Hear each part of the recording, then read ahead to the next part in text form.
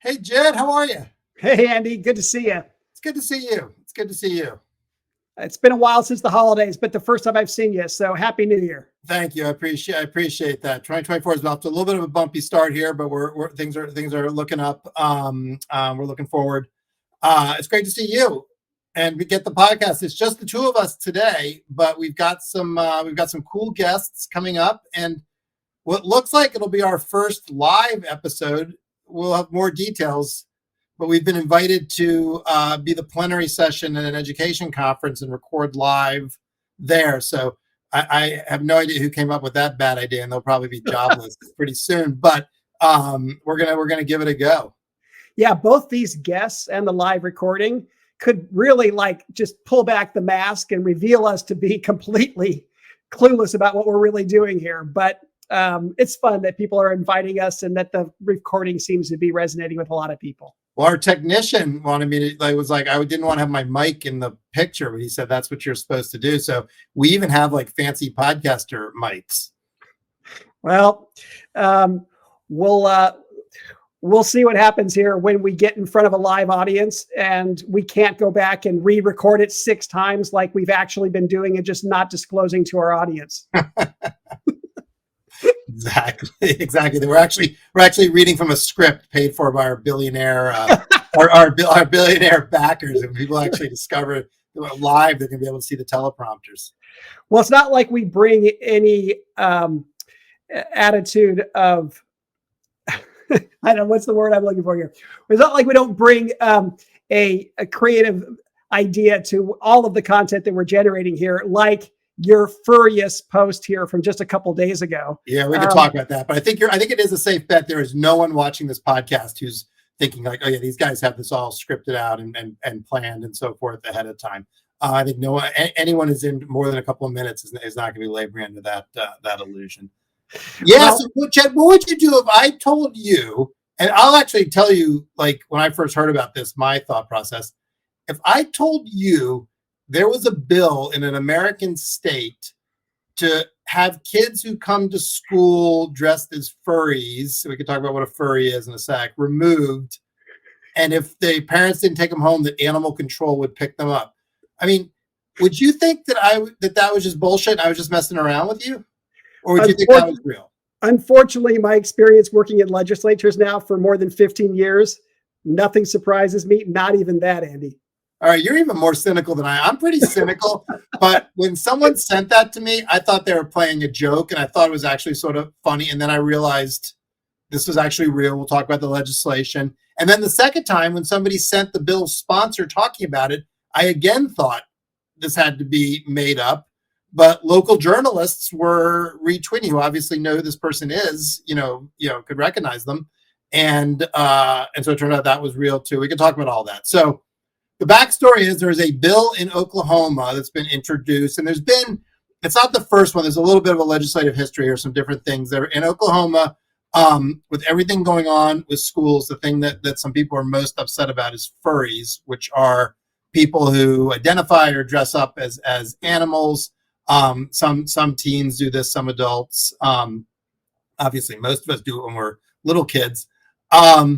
And there's been some other legislation. This one is intended to ban furries from school activities. So if a kid shows up dressed like that, they're then not allowed to participate. And if their parents won't come get them, animal control will. So there's a lot to unpack here.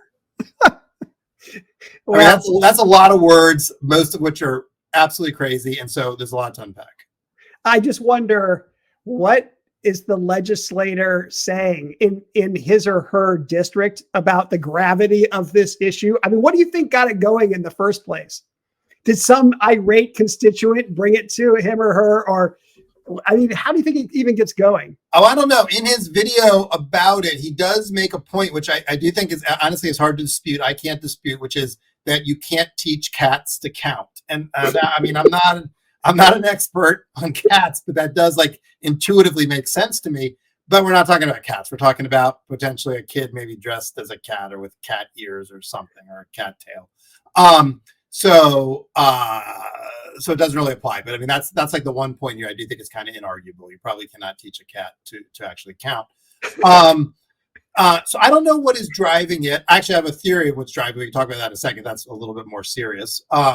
The thing I found interesting about it, though, I'm not even sure it's well thought through, because this person obviously thinks, and I do believe the same legislature was caught up in this whole, you may remember a year or two ago, there was a whole bullshit hoax that like schools were providing litter boxes to kids. I did remember that. And of course it wasn't true, but it was one of these things that was too good to check, and it tied into some other culture war stuff, which again, we'll talk some of the more serious stuff behind this. And I think this guy was part of that. But the part I found interesting, honestly, is if his whole thing is this is made up, it's not real, these aren't real identities, you shouldn't respect them. Like if you're saying we're going to get animal control, I mean, animal control, it's right there in the name. It's animal control. You're essentially like validating the identity by doing this. So I'm not even sure like that he thought it through in terms of what he was saying. Because I would assume some segment of people who want to identify as animals would be happy to be formally recognized that way by the state. And he must think that there are political points to score by doing this. There's something about some deep human identity that is at risk within the current society that needs protection. And this is his way to signal that he's serious about these issues. I guess. And I guess I will share. I mean, there's two things. One, this is one of these people who you can just tell he is liberty loving and freedom loving and all the rest.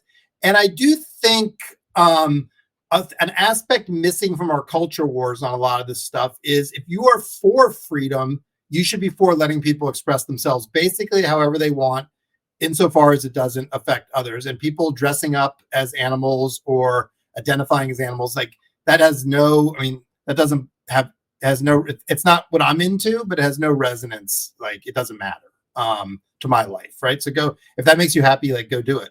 And I do think the political left has failed to sort of put a freedom frame around a lot of this. And there is just an enormous contradiction around a lot of this, which is people who are like, I'm for freedom and I'm for, you know, don't tread on me, yada, yada. And then, you know, get up in arms and end up taking like very coercive positions. And I feel like that's been, that's a place where among the many places the left has mishandled these culture war issues, that is one. Well, I just find the lawmaking related to public education policy right now off the mark. You know, is it furrious or is it spurious? I find that, you know, I wrote something that's much the part of the podcast we're going to pause and have a lot of puns. Yes. Well, I mean, as far as it wasn't quite a pun, but it was at least a rhyme. I wrote something where I said when cursive becomes discursive a couple weeks ago. And I talked about how in the California legislature, the 6-year mandate to teach cursive writing in elementary schools passed unanimously. Nothing passes unanimously in the California Assembly. I had to Google and look for some. There were 2 other bills I could find. One actually was a serious one. We'll leave that one aside. The other one, it's serious also, but just reflects something so nonsensical. There was a bill that gave veterinarians the ability to serve their patients with telecare. So if you've got a dog or whatever with a fur infection or whatever it is, it's now legal in the state of California to show your pet's ailment to your veterinarian via telehealth. The thing that just comes up is, when did it ever pass? When did a law ever pass in the past that it was not okay for an owner to, pet owner to show something to their veterinarian? But these are the kinds of laws that need to get taken off the books because they're just so ridiculous. And well, there are too many laws. I mean, I think we can like that. I think that's like a general problem, and like it affects it, that cuts across. And obviously anytime you have a law at some level, it's going to have to be enforced. And so you should be like, this law is important enough that I am comfortable having it enforced. And as we've seen, sometimes that enforcement, you get people interacting with police for trivial things, and that can go badly. That's going to be an issue with teachers when we want to have all these rules in school. Teachers are going to have to enforce all those various rules. And so you should think about that. So I do think that's an issue. And you do just have like both just sort of archaic laws that are left, and then just like too many laws about too many things. And I don't think you have to be like some like radical libertarian to think that. And we're in an era where policymakers just have no idea what to do in education. And we've got serious problems and no one can address them substantively. So they end up passing these other laws that I don't think make any sense. Whether or not you teach cursive in an elementary school, I think it's an important decision. Yes, and each school organization, and you can make some fairly compelling arguments that the act of learning cursive is good for brain development and all those kinds of. I hear it. But the idea that you're going to mandate that for 6 years, when I told that to my teenagers, they happened to be there when I first saw the story. They thought it was a joke. They thought it was something out of The Onion. What? 6 years of learning cursive? No, guys, this is actually serious, right? But, we have this need now to be involved in education in some way. And in the past, we were engaging on serious reform issues, some which turned out okay, some which didn't. But mostly all the substantive real reform stuff is on the sidelines now. And we're doing these other things, which I think are completely off topic. Well, you and I have talked about that in the past. Like, I think like politics abhors a vacuum, and we've created one. There's no arguments in front of school boards. We're not talking, even in the wake of the pandemic, we're not really talking about teaching and learning. And so all this other stuff comes rushing in, which is all this culture war kinds of things. Again, and I know people, as soon as I say this, people cringe, but like from both sides have decided we're not talking about academics. Let's bring all of our favored things into schools, and you end up, that becomes a place where people go to fight over this stuff. Yeah, I mean, in my first post of the year at Charterfolk, I wrote about the DeSantis folks basically restricting the teaching of slavery in California. Meanwhile, the San Francisco School Board, they had a mural where there were slaves that were presented, and they want to cover the mural. Both sides want to cover history or represent history or whatever it is. And it's this viewing of public education as a landscape or a canvas upon which you can paint your political pictures that creates so much dysfunction. Look at Macron just this week in France. He wants a political reset. He wants to put himself further to the right. What are the first things that he's doing? Let's have school uniforms, and let's have limitations on Muslim wear in schools and these kinds of things. And somehow or another, we need to find a buffer between our schools and those political impulses. I don't know how we do it, but hopefully over time we figure out a way. I honestly think part of it is having a resetting with an agenda that's around teaching and learning and being serious about that. And part of it is, like, as the kids say, they say on the internet, people need to touch grass. I mean, some of this is just like, who the hell has the time for this, right? And if you're this spun up about stuff, like asking yourself, like, why do you actually care, and how much does this matter? And I would not say that. I think there are things in schools that are worth like fighting about, and there's been overreach from the right and the left and all of that. But it does not mean everything is. And now people are at a point where everything becomes a battleground. And I think and some of it is like, people need to, if we cannot have politics, and particularly education politics, be sort of the local sport. You have to have other stuff that people are into, or this just takes over, and the end result is you get this sort of craziness. We also have this curse of short-term thinking. If we look at like the fiscal cliff that we're now approaching, anybody could have seen all the way back in 2020 when we were first passing these things. Do we need to pass some things to make sure that there weren't going to be layoffs within organizations, and were there incremental things we could do maybe around learning loss? But the just shit ton of money that fell on these bureaucracies and these highly politicized environments, and knowing that the money is going to go away 3 years later, we could have foreseen what was going to happen. The additional staff that were hired, the additional compensation that was offered to those staff, and how when the money went away, there was going to be a trauma imposed upon all of public education that will probably contribute to another couple of years of these school districts and others being unable to stay focused on learning loss and the most important needs of our kids. So I don't know what it is about. I don't know if there's any way this is just the politics of education, or is there a way for us to infuse into the discussion some longer term thinking so that we avoid unnecessary mistakes?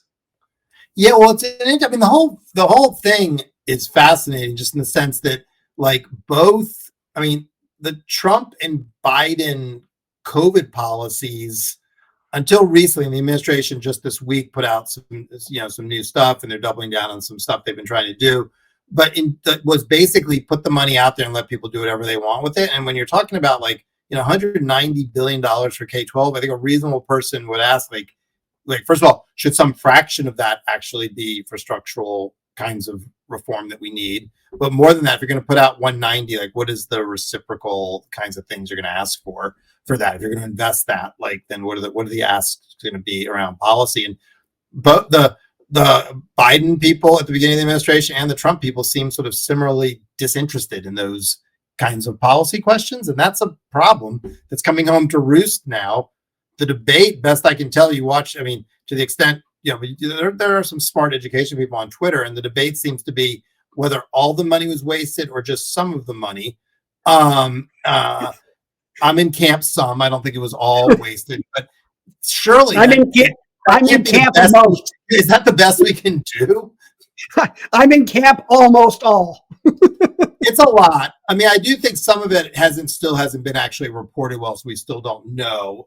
That's what's creating the sense that a lot of it's not even spent. A lot of the reporting is bad, but yeah, a lot of it went to one-time things. You saw there's school districts that they had more than they knew what to do with, so you were getting sort of these random acts of bonusing teachers and stuff like that.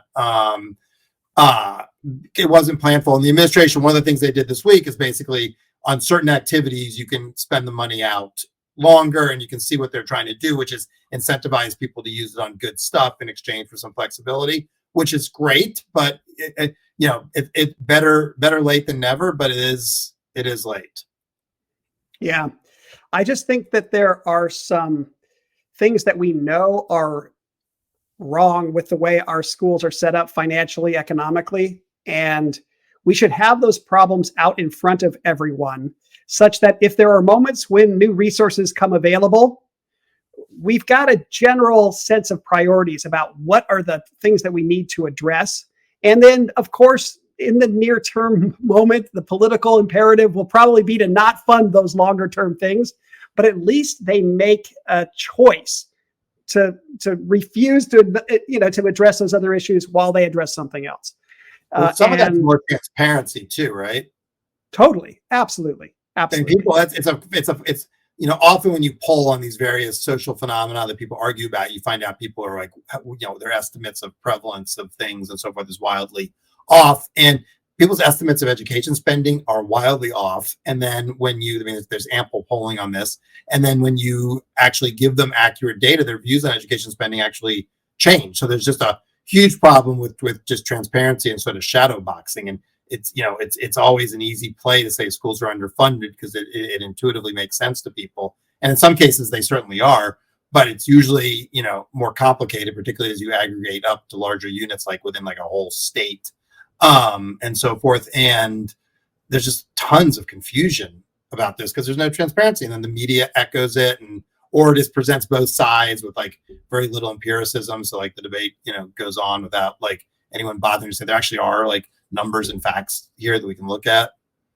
Then charter schools get presented as non-transparent, which is just so absurd in comparison to what we see within the public education establishment. I often call for us to support policies that would require school districts to approve budgets down to the school level and get their audits down to the school level, not based upon FTEs, but actual dollars spent. Because so many charter school laws are set up such that even if you operate multiple sites, you still have to approve budgets and get audits down to the site level. And when you don't have those kinds of things, that's what allows Washington, D.C. to suck money away from Southeast and subsidize the schools over in Northwest, or where I taught in South Central Los Angeles, to suck the money away from our schools to subsidize the schools in Woodland Hills and the West Side. So, but we aren't crisp on what are these foundational needs. And because of that, when moments of opportunity arise, when a new bill is going to get pushed through quickly, we don't have the ideas there, and we make mistakes yet again. Yeah, I think, and one thing you're on to, just there's a lot of slippage in that from district to school level. And some of that is sort of how roles are coded, and it leads to confusion about like administrative costs. But some of it also, there's just slippage. And that's where you see, you're like, wait a minute, this doesn't make sense. And divisions are, I think, and school districts are trying to do better in some cases there, but it's really opaque. And that's where, there's a lot of confusion, in some cases, mischief. I should use, I don't use this podcast much to plug bellwether work. I probably should. We have a whole body of work on school finance that's on our website. I'd urge people to look at, like, how do you actually get to transparent, equitable school finance systems? And it's happening in some cool places. We've done a lot of work in Tennessee, and we've got some stuff up about sort of how that all came together. And, which I think to some people would seem like an unlikely place to have a terrific school finance overhaul, but they did a great job. And so I'd encourage people to check that. I do think finance is going to be a big issue in the next few years because of these macro conditions.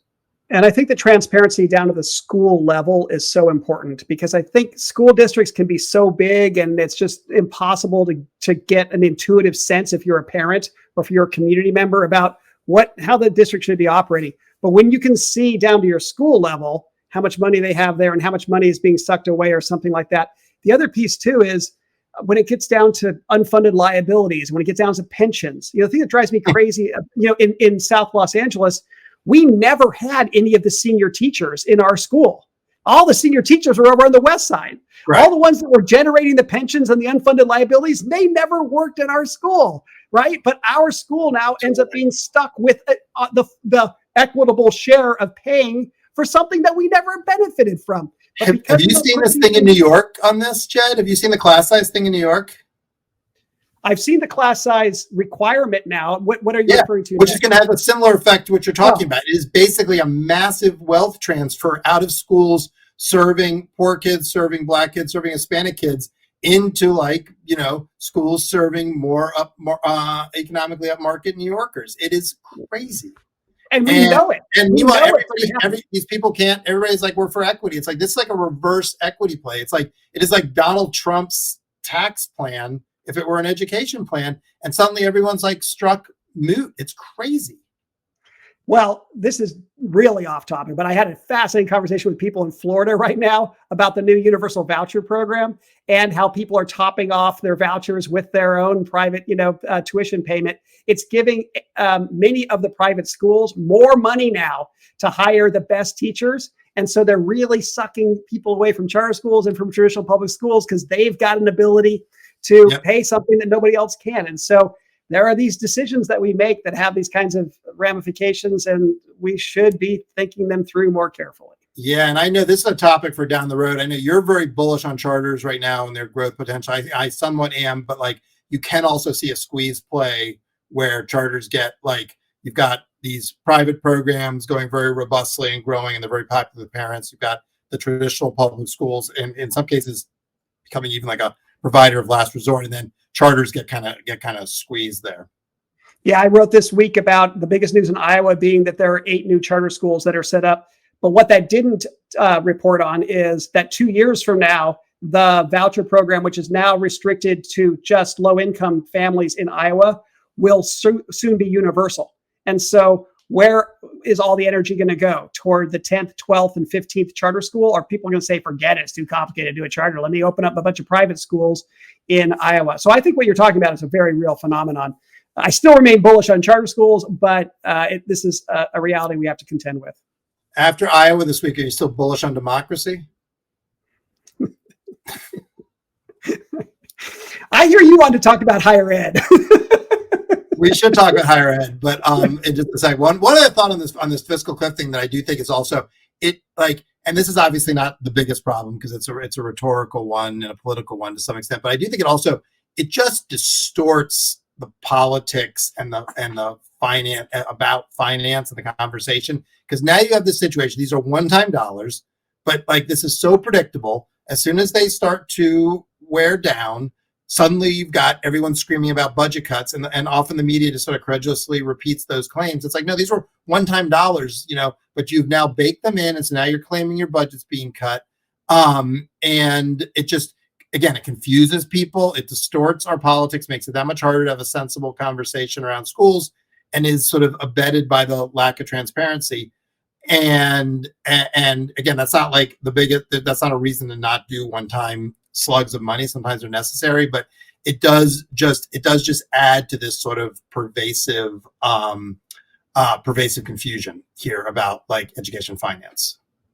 Well, I think education finance is going to come back as a central discussion point, because I don't think we are very far away from the Republicans in Congress starting to become much more insistent that Title I and other dollars can flow to these universal voucher programs that they have no way of paying for at the state level, and the possible rending of national policymakers over that issue seems, I will be surprised. I don't think they have the votes for that. I think what you'll see again is this like phenomena where you got a lot of moderate Republicans who aren't really on board with school choice, and I don't think they have the votes. And frankly, given how they've run the place, I don't think they have a majority for very long either. So I don't know that I have a lot of trouble seeing that get through the Senate too. We'll see. We argue about a lot, and it could also get superseded by other, various state policies, and so forth. So I'm not. I just think Congress, even Trump came in last time saying he was going to do a big education choice bill, and we all saw, that went nowhere. Well, I tend to think that money speaks, and we got already 8 states that are on their way to universal vouchers. Probably all said and done will be between 12 and 15 that will get there eventually. And none of them have a way to pay for these universal vouchers. And I don't think that they're going to want to raise taxes in their states to pay for it, or they're going to minimize how much. And so they're going to turn to Washington. It could very well be that the Republicans from other states are going to say tough crap to you guys that did it and leave them hanging. My personal assessment, well, whatever. It could go. Now, this is interesting. You might be. I mean, I think like you could. I want to hear more about this, because you may be seeing a big sleeper issue. So we'll see. But I know you've got this higher ed thing you've been texting me and emailing me about, and I'm just curious to hear what your thinking is. I have some of my own ideas, but I'm not nearly as deep in this area. And we've talked about having a guest on here in the next couple months too. But what started your ruminating on this? Just realizing, like, there's got to be a cheaper way to turn your kids into Marxists than this. That's what's got me. That's what's got me ruminating on it. I mean, it's just the last few months of obviously, I'm not telling anyone anything they don't obviously know, have been really rough on higher ed at a time higher ed can ill afford it, and it's like a perfect storm. People questioning the values of credentials and so forth, and then all the stuff around the political issues and so forth, and just that like fairly obvious but well executed trap that the college presidents walked into on Capitol Hill. Yeah, I think the loss of standing that our higher ed institutions have seen in the last few years. But also, there was an article in the Wall Street Journal this morning that really ties this back to 30-year trends or something thereabout. Again, bringing it back to dollars and cents. What I think starts it all off in a very scary direction is just the unsustainability of how expensive it's become. And when you have a general recognition that the amount of money that we're spending, $300,000 more per kid to get an undergraduate degree from a private school, at least a third of that, if it's going to be even to a state school, right, is a underlying condition from which all sorts of other confidence can be lost. Then you feather in, so you've got something that just economically doesn't make any sense. Then you've got the politicization of the academies, and then you've got the latest political challenges, and it just seems like this moment when confidence in higher ed is evaporating before our eyes. Yeah, I mean, the one I hear you. I think it's so much in my experience on higher ed is like holding multiple ideas in your head at the same time. Like college is like expensive, there's some problems, it's also a pretty good idea to go. And I think with the cost, like, it's really expensive. If you're a low income kid with good grades, it's actually going to be extremely affordable for you. There's a range of options and so forth. And like, I worry the cost conversation is dissuading kids who should go, that we have. And it's almost like we've got this, like, and this goes to charters, you've got this like infrastructure of schools that are very serious about sending kids to college. In some cases, are very, very good at it. And then we're also like talking down college at the same time. And I feel like we need to get our story straight, and our story, getting it straight, does mean sometimes holding multiple things in your head at the same time that seem contradictory, but are all actually going on at the same time. Yeah, the contradictory things I think about lead back to the late 60s, which is when they first started creating guaranteed student loans. And then in the end of the Carter years and early Reagan years, taking the caps off the amount that people could borrow.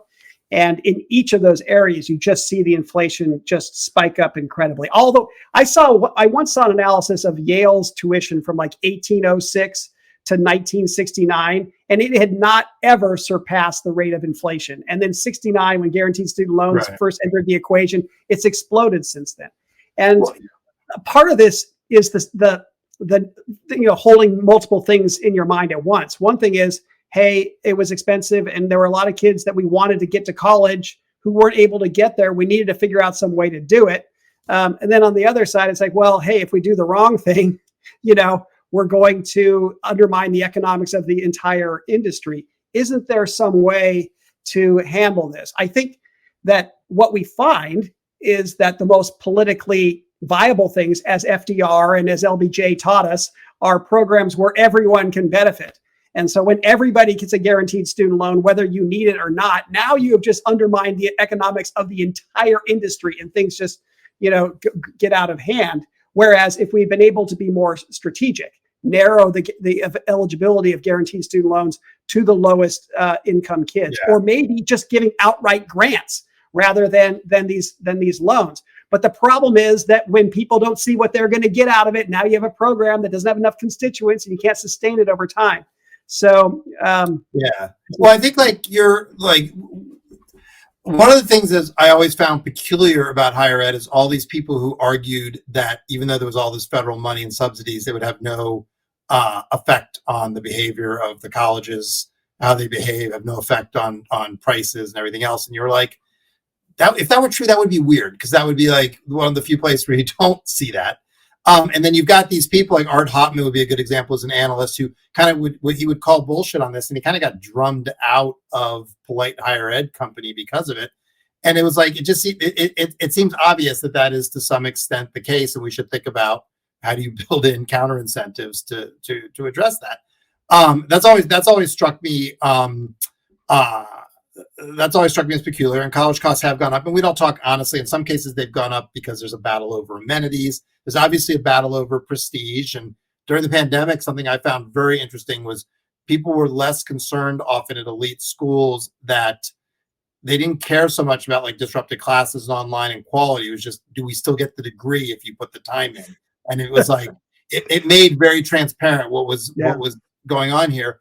And then another thing, I think this will be the episode where Andy plugs bellwether work. One of our partners, Alex Cortez, is leading a project we call Admissions, part of our beta. And it's about like essentially help this issue that what really matters is less schools than programs. And we do a terrible job communicating that to kids. And so it matters what you study where, not just where you go. And that, like, so you have some of these like really big name brand schools, depending on your major, you may not actually be setting yourself up for success at least in economic terms. There's intrinsic reasons, obviously, that people study things as well. But the kids don't even have this information, right? And so they're not making, good choices. That, and the example I hear a lot is like, you're better off studying, like, from an economic return standpoint, computer science at a school like UMass Boston than studying, a whole bunch of humanities majors at really elite schools. And what we're trying to do a bunch of work on is how do you create better information signaling systems so people can just make much more informed choices, because you should go to college. like, especially if you're poor, the evidence is very clear. It's like the best social mobility strategy we have, but you shouldn't just do it as a random draw. You should do it in an intentional way. Yeah, there are so many things that we could just talk about in terms of higher ed. And this article in the Wall Street Journal. I mean, what did you think about the whole Claudine Gay thing? And you know, Liz McGill, like, I feel like it was they obviously screwed up. People don't want donors calling the shots, though, although, like, everybody knows donors kind of do call the shots in some ways. Like, it just seemed like it actually seemed like a very complicated situation that just happened to fit into everybody's culture war priors. Yeah, I don't think I have anything, you know, very unique or of my own to say here. It just seems as though it's the hypocrisy of saying that they're not going to deem something unacceptable in that moment when they have had decades of deeming other things unacceptable. And some people seem to think that this is a watershed moment and it will lead to more of the universities adopting a University of Chicago approach where they don't do that any longer. And they really try to create a citadel wherein we can genuinely share ideas that we find offensive. And others think something different than that. I don't know enough to know whether or not this is an actual watershed or not. I think it did at least point to the degree of the problem. And I think it also reveals why so many Republicans and others are starting to say to their kids, they don't even want their kids to go there, because the citadel has become, you know, what it has become. Yeah, I do think that, and it's interesting watching it. My understanding is early decision applications at Harvard were, for instance, were way down. Way down. Yeah. Yeah, you know, I worry it could be a big moment where we actually start to have a conversation about what free speech should look like on campus, which is not, you know, I do think one aspect is not totally, campus is not the public square. This is not, you know, the Speaker's Corner at Hyde Park. You've got, it's a residential setting. There's a lot, and so you need to be careful here. But it could lead to, and obviously, I totally agree with you. And I wrote a piece about it. We can put in the show notes. Like, it's the hypocrisy is what did them in. If you're like canceling speakers and disciplining students for all this stuff, and then you're like, well, genocide, I don't know, depends. Like, that's not tenable. But it could also lead to where they say, you know what, this is the only way to do it. We're going to restrict all this stuff. And so I worry, like, one model is people are like, yeah, the University of Chicago has a point. Another model is we're going to, like, actually, like, just double down on a bunch of this stuff and just include more stuff under it. And you get a more stifling intellectual climate than what we've had. And that's no good. Yeah, that's a big, you know, that's an additional problem there. I think I thought it was fascinating in this Wall Street Journal article to see that, and I don't know where they got the data here, but they said that kids in college spend way less time in class and they spend way less time actually studying, and they have way higher grades than in the past. I wrote one of my little teaser charter. I put a link, but I didn't put the screenshot like I often do. And I had a lot of people, I had several hundred click on that one to find out what it was. It was a snapshot of the grade point average of Harvard changing over the last 100 years or something like that. And it's gone from like about a 2.2 average in the 1940s or something like that. It was up to 3.8, an average GPA of 3.8 in 2022. And I heard that in 2020 or that 2021, in 2022, I heard it actually grew to 3.9, an average GPA. Look, this is an enormous problem. You give a kid a B minus, it's an issue. A B plus can be an issue. And I think it creates a problem. It creates a problem. There's no differentiation, which reinforces this problem. So then people just want to go to brand name schools. If everyone, you know, and I forget the exact statistic, it's online, but like the overwhelming number of kids at Harvard have like over a 3.5. And it means as an employer, you have to use performance tasks because where people go to school tells you nothing about what they're actually able to do. And you get a lot of people who've gone to fancy schools and literally cannot write a 5-paragraph essay that makes any sense. You know, because they all along they've been able to sort of evade that in different ways. And so it furthers the problem, because if there's no differentiation, then these other sort of cruder mechanisms become the signals, and they're often not good. And so I do think that's a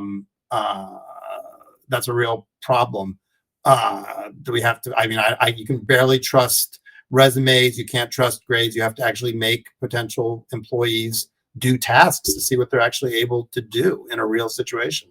What do you think about, I mean, and I'll say just to be real, like you get stuff where you got people who like out of really elite schools, they can't move decimals around properly. They can't convert decimals to percents and vice versa. Like, I mean, it's not like everybody needs to be able to do calculus or something. This is, like fairly stuff that you would expect somebody, with a degree like that to be able to do. And it's clear we've got this choose your own adventure approach to higher ed, coupled with the grade inflation you're talking about, and so the signaling effect is all distorted.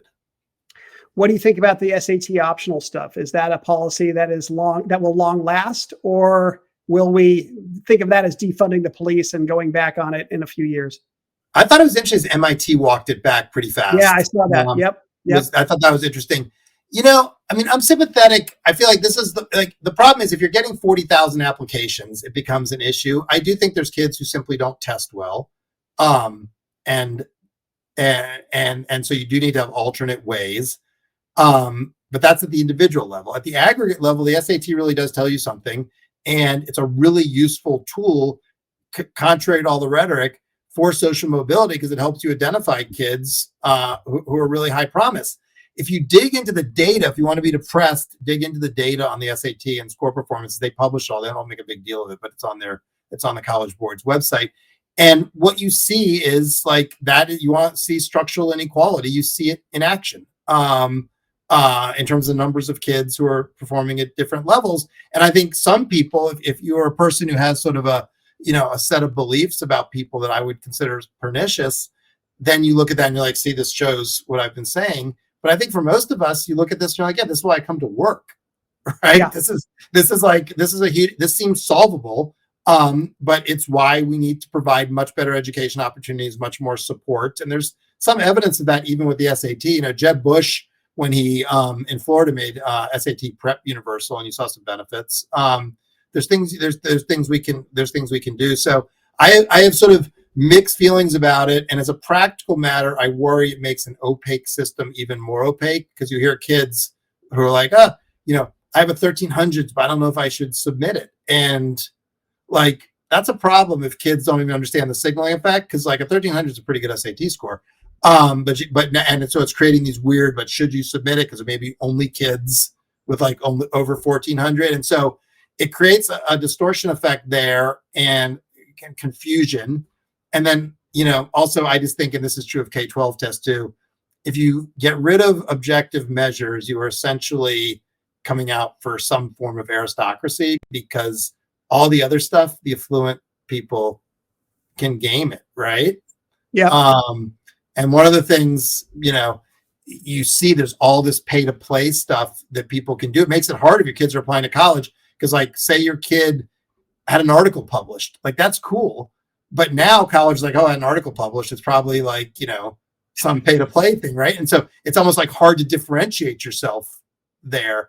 And if we get rid of this stuff, you'll just see more and more of that. And rich people will be able to like package their kids up in very particular ways for college. So, I mean, in general, I think these measures actually help in terms of equity and social mobility, even if like we need to, at the individual level, think about them in creative ways.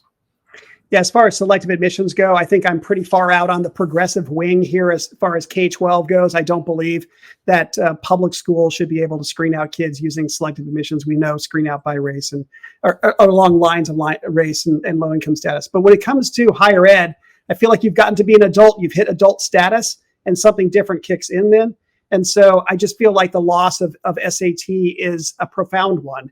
And I would hope that we would find a way to get it back. All that said, then you have the Supreme Court come in and say that there shall be no racial discrimination at a college. And you can imagine being the college administrator saying, wait a second, I'm not going to be able to admit who I want to into this class and make the mixed group of folks I want to, because people do well differently by race on SAT. Oh, get rid of SAT so I can at least admit who I want.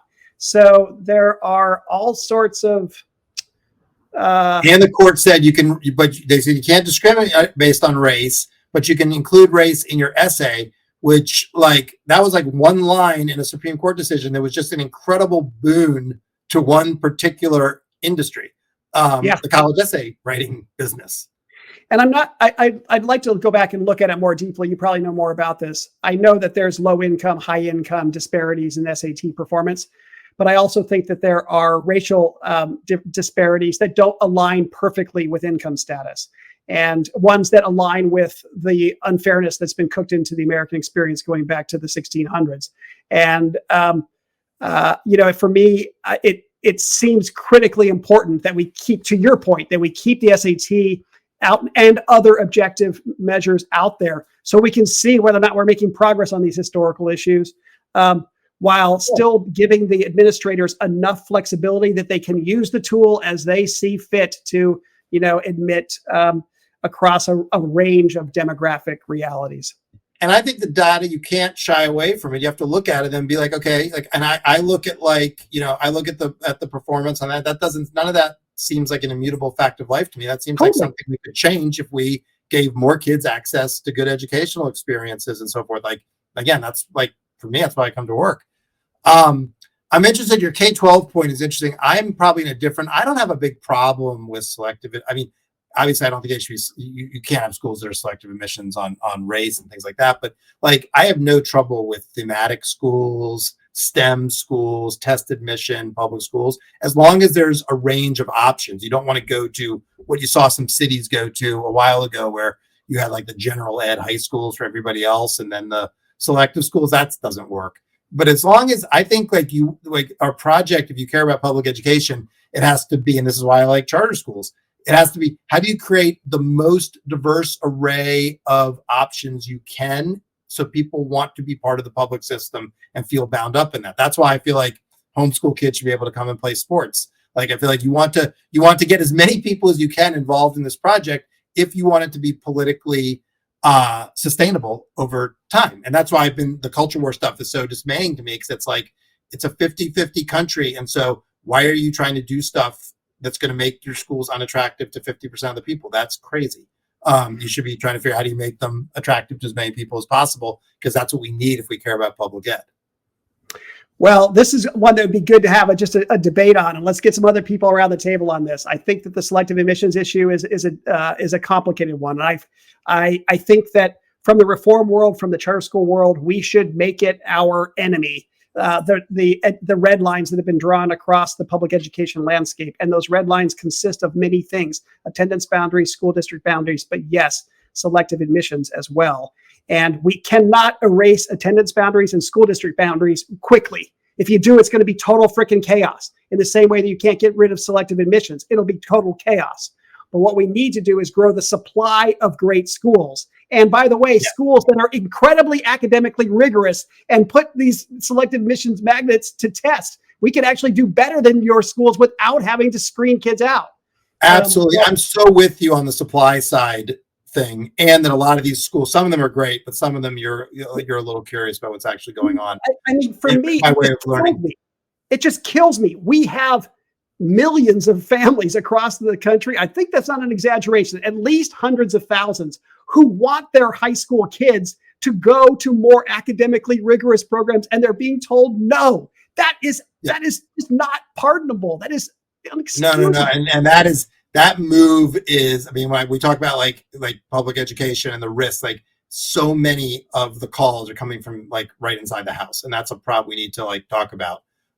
These things are just completely counterproductive to making public ed broadly appealing. I'm with you on the boundaries, by the way, the attendance zones and school boundaries. You have to do that carefully for obvious political reasons and so forth.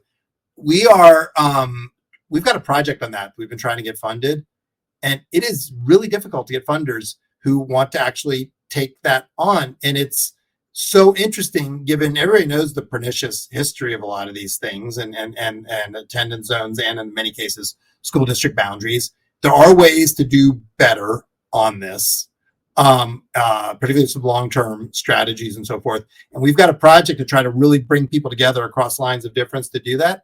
And it's a sad sort of sign of the times. Just people are like, yeah, no, I don't want to be in a room with those people. And that's coming from the left a lot. And it's like, there's a real opportunity to do things differently there, but it's like one of these things that's just caught up in this sort of polarization and sort of unwillingness to. Everybody talks about working across lines of difference. Few people seem to actually really want to do it. Well, we were talking earlier about the specifics related to public school finance, and I throw this into the same category. This is the public education DNA that we have been handed. And we need to do genetic engineering of our public education system if we're really going to come up with something that generates a far larger number of fantastic schools where educational opportunity is allocated much more fairly than it is today.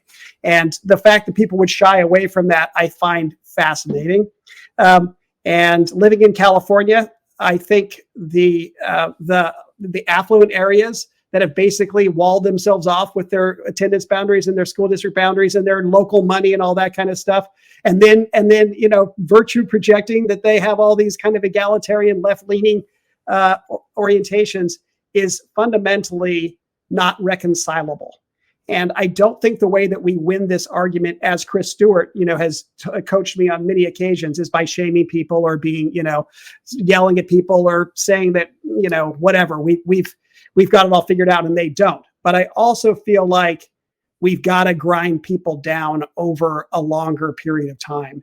And we have to also be able to get out of this idea that public education is a zero-sum game. There are ways for us to grow this pie as we cut the pie more fairly.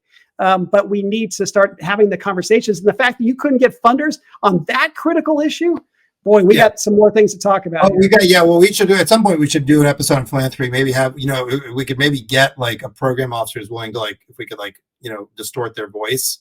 A lot of them, it seems like they feel like they're being held hostage. I think there's also ways you can't do chaos, but and you have to be careful. You have to be sensitive to for most people, the most valuable asset they have is their house.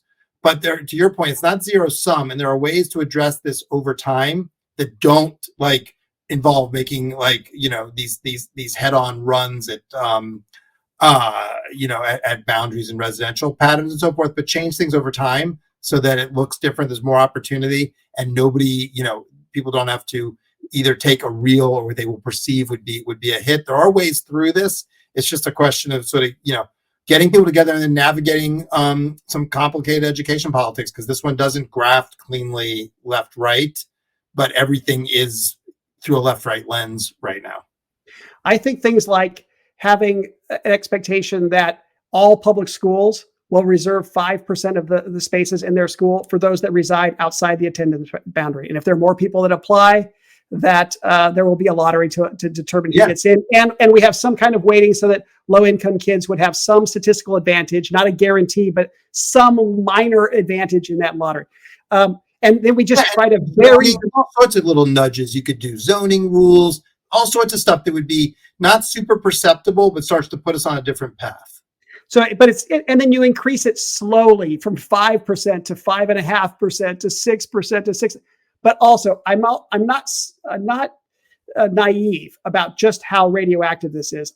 It was just sobering to watch in Connecticut.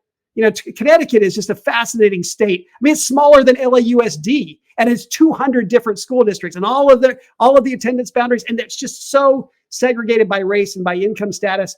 And the state has tried to create an interdistrict transfer program where kids could get into some of these other schools. And every time some community presents to their local folks, hey, let's let some of these outside kids in, even when they have declining enrollment and they can't even fill their own schools, they still have large numbers of parents that will show up and just grandstand about what a terrible idea it is to let these outside kids into their schools. And they're usually parents that have that sign on their lawn about how they love everybody. Water is water or whatever, that's totally. But some of that I think is perception. And again, so my sort of view on this is, it's as if you were going to walk across the country, right? If your compass is a little off, you're not going to notice it early in your journey, right? But when you get to the other side of the country and you don't end up where you thought and you're way off, you're like, oh, okay, wow, I meant to walk to San Francisco and now I'm in, I'm in Northern California, way Northern California, or I'm in, LA or whatever. That's, and that's what we have to do here. You're not, because people do have these perceptions. We can have a big argument with them about whether or not they're wrong, or we can just put in place stuff that gradually changes that in ways that isn't immediately perceptible. But when you look back in 20, 25 years, you're like, wow, can you believe it used to look like that? Absolutely. Well, we were in this is structural. And yet the people who are most up in arms about structural issues in our society seem least interested in actually taking this one on. That's a big question, for ed politics about why that is. I'd love to come back. I'd love to do a topic or a whole episode on this one. Hey, we're near the end of an hour here, and we've meandered away from higher ed. But can I ask you just one last question on higher ed, which is, and maybe Sure. It's just a segue into our next conversation. But a lot of new rhetoric around trade schools and how trade schools are now the better alternative to colleges. And I was wondering if you had any first reactions to. Obviously, this has been going on for a long time, but it's accelerating right now. So, you have any thoughts? Yeah, my first reaction is I was actually concerned about you because you sent me a text. It's like, here's this thing I saw on TikTok. What do you think was about this? And so I was actually alarmed that you'd been kidnapped by a gang of teenage girls, and so I was concerned. But once I realized that you had actually sent it to me, look, I think it goes back to what we talked about. Programs matter, not necessarily degrees. And there are certainly some degrees that aren't, from an economic standpoint, as useful as many trade opportunities. There's also a whole bunch of credentialing programs in the trades that aren't valuable. It's about information and signaling. You've had this rush to have industry recognized credentials, which in some cases are great, but in some cases are not actually good opportunities for kids. They're not done well. They're mismatched with the labor market. They're low quality, whatever. And I think it's one of these things where we keep talking about the labels rather than what's underneath it. And it's the specific programs. That's what matters. But yeah, it can be great. And then also exposing kids to what do they want to do, right? I mean, people have to understand, okay, if you want to work in HVAC, you can make money doing that. It's a great career, but you will be on your hands and knees in small spaces a lot. You'll be moving. That is a physically demanding job. And, doing a work like that when you're 18 or 19 and doing work like that when you're 50 are two different things. Helping kids understand these different choices. We do a terrible job on helping them understand the experience of different roles. And we do a terrible job in helping them understand the trade-offs, but both those seem very solvable. So I like it. I find that the whole sort of college versus career debate a little odd because it's kind of both. It depends on the kid and it depends on a choice in making an informed choice. And most importantly, I think it depends on being able to make a second choice because that's where the power is. The thing that worries me is the kid who gets put on a path and then when they're 19 or 20, it's hard for them to get off of it. That's no good because you're not good at making decisions. Well, some people are, but most of us are not good at making decisions when they're that age. I certainly wasn't. Yeah. Well, that was certainly Larry Rosenstock's mantra that, premature specialization, encouraging premature specialization in teenagers is just a really counterproductive thing. And yet you have colleges that are originally set up to lean against premature specialization, liberal arts and whatever, that are losing credibility. And so as they lose credibility for other reasons, the credibility of avoiding premature specialization is also lost. And we're going to have stuff on this later this year that I think you'll find interesting. Some work we're doing because I'm extremely interested in it and this idea of Larry. That's something Larry, and I'm a huge Larry fan. He and I have talked about. And I totally agree with him. That the only and the push right now is to make this younger. And the only people who are worse about making decisions than 18-year-olds are 16-year-olds. And so you can expose people to stuff. Right. That's really important. But putting people on these paths, I just think there comes a point when you're 18, you have to make some serious choices. But we want to try to push that off and push off the ability not to make another choice as far as we can. The path makes me uncomfortable for that reason because I don't want you on a path. I want you on a trampoline where you can bounce into some different stuff to figure out what sticks for you. Yeah. Well, about to have two kids in college myself. I perhaps naively or like an old dog, think that college should be a place where we grapple with the difficulties of being a person. And I used to believe, and I still cling to this idea, that a university would be a great place, a better place to learn those things than TikTok is. And we'll see whether it turns out that way or not. But as always, Eddie, this has been a phenomenal conversation. We've been all over the place. I'm excited about the empty nest thing. I think we should do, Jet. We'll have a special episode later this year. We can do the empty nest issue edition, and it'll just be like 45 minutes of you and me sobbing. I like it. I like it. Hey, Eddie, always fun to talk to you. Look forward to seeing you. Great to talk to you. I'll see you soon, Jen. Okay. Bye. Bye-bye.